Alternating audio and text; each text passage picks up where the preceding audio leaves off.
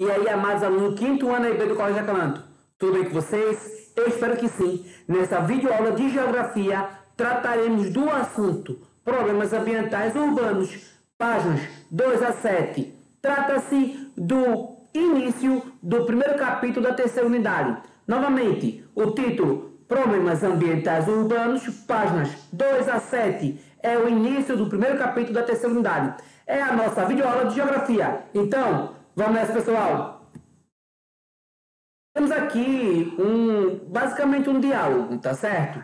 Temos o título antes, Problemas Ambientais Urbanos. Otávio estava muito empolgado com a revista que ia ganhar. Por isso, acordou bem cedo para ir até a loja com a mãe. Durante o trajeto, ficou observando a paisagem pela janela e notou muitos problemas presentes na cidade onde mora. Otávio fala: nossa, mãe, nunca reparei que a nossa cidade tinha tantos problemas. A mãe fala: pois é, Otávio, parte desses problemas surge com a expansão das cidades. Parte desses problemas surge com o crescimento das cidades.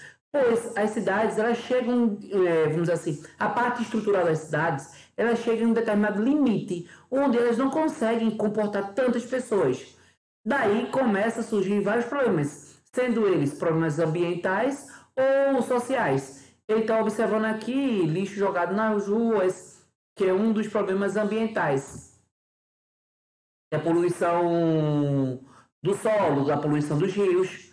Continuando, a mãe de Otávio explicou a ele que, principalmente na região sudeste, várias cidades expandiram-se, cresceram de maneira muito acelerada, sem que houvesse um planejamento adequado durante sua construção. Consequentemente, ao longo do tempo, diversos problemas ambientais surgiram nas áreas urbanas. Esses problemas, além de afetarem o meio ambiente, afetam também o bem-estar da população que vive nas grandes cidades.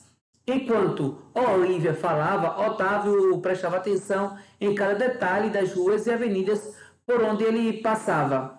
Daí nós temos inúmeros problemas ambientais, a poluição dos rios, a poluição do ar, a poluição também visual, que é a poluição sonora, e outros problemas sociais, como a falta de moradia adequada. Muitas moradias elas se encontram em áreas de risco, em área de risco. Então são problemas que aparecem a partir de um crescimento acelerado, desordenado das grandes cidades.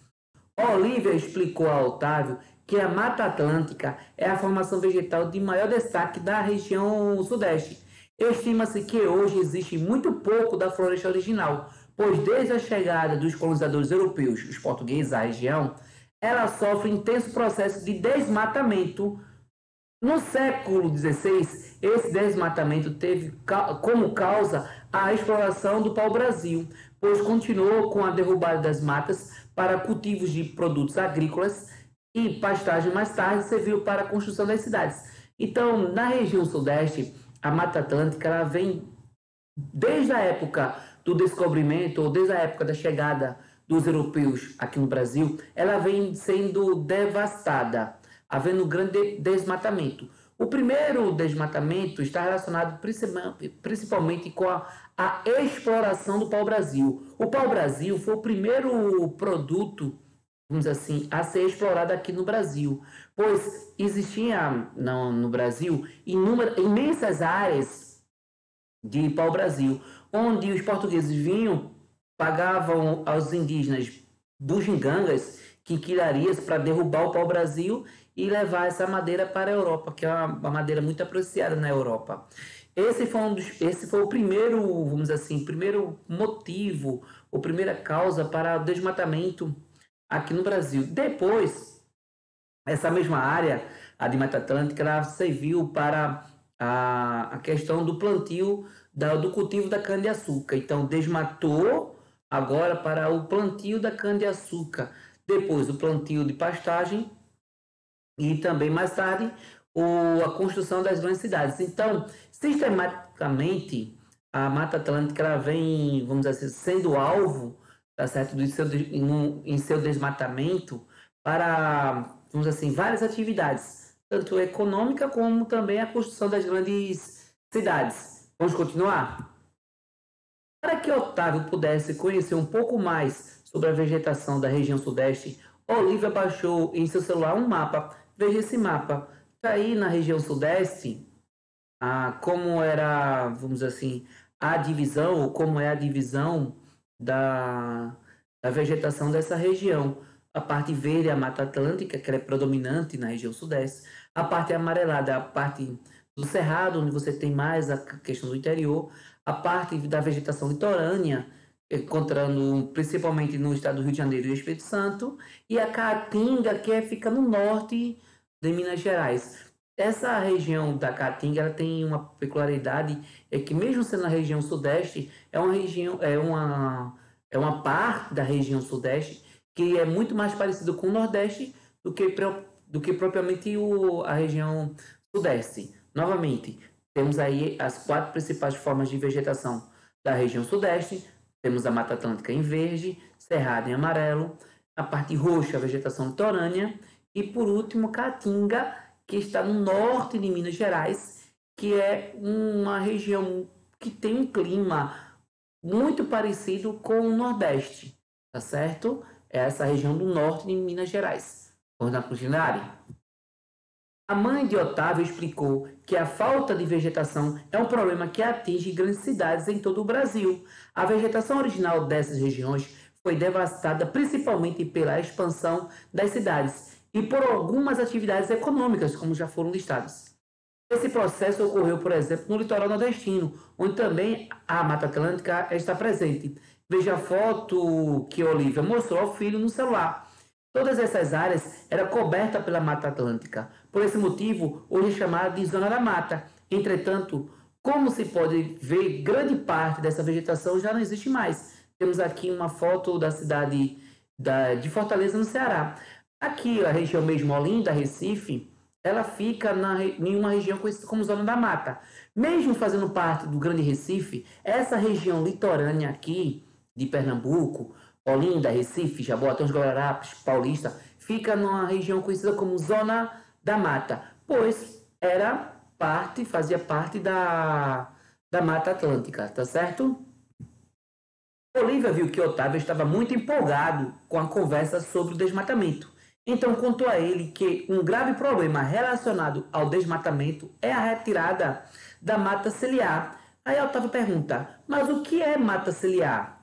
A mãe de Otávio esclarece que chamamos de mata ciliar, veja a importância, a vegetação que fica às margens dos corpos d'água, como rios, lagos e nascentes. Essas matas são importantes, pois servem como uma proteção para evitar o assoreamento dos rios. Observe nas imagens a seguir. Vamos aqui, temos essas duas imagens.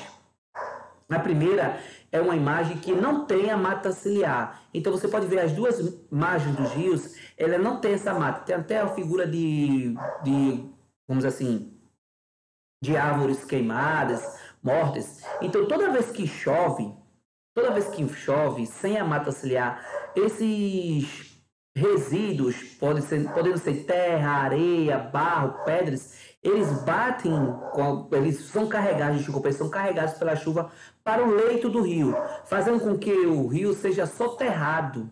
Então esse rio ele vai deixar de existir, esse lago vai deixar de existir. Por quê? Toda vez que chove, a chuva ela vai levar, tá certo? A terra, a pedra, para o leito do rio, para dentro do rio, fazendo com que haja um soterramento desse rio. O nome desse processo é chamado assoreamento. É quando a terra, barro, novamente, pedras, elas são levadas pela água, tá certo? Devido à erosão, para dentro do rio. Isso vai acabar com o rio.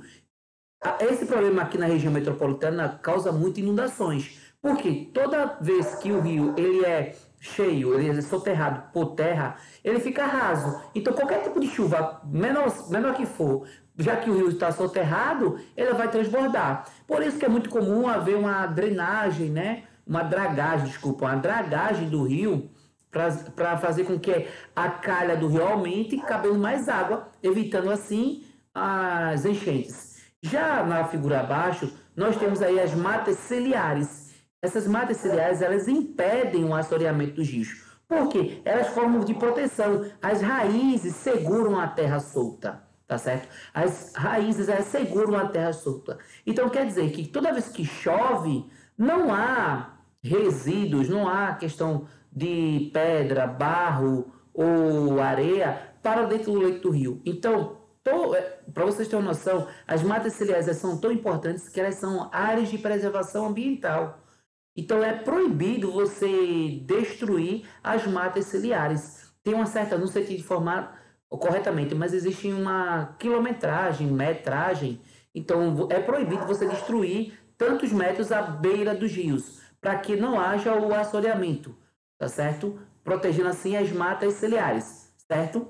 E nesse momento eu quero deixar o código dessa videoaula. O código dessa videoaula é matas ciliares. Isso mesmo, o código dessa videoaula é matas ciliares. A importância dela para proteger os rios do soterramento, pois as plantas, as árvores, com suas raízes, ela segura a terra. Toda vez que chove, não vai, vamos dizer assim, não vai resíduos para dentro dos rios, certo? E nesse momento eu vou ficando por aqui. Só lembrando que dúvidas, sugestões devem ser enviadas pelo Instagram via direct para Prof. George Ribeiro. Bye bye, pessoal. Fiquem todos com Deus e até a próxima. Valeu!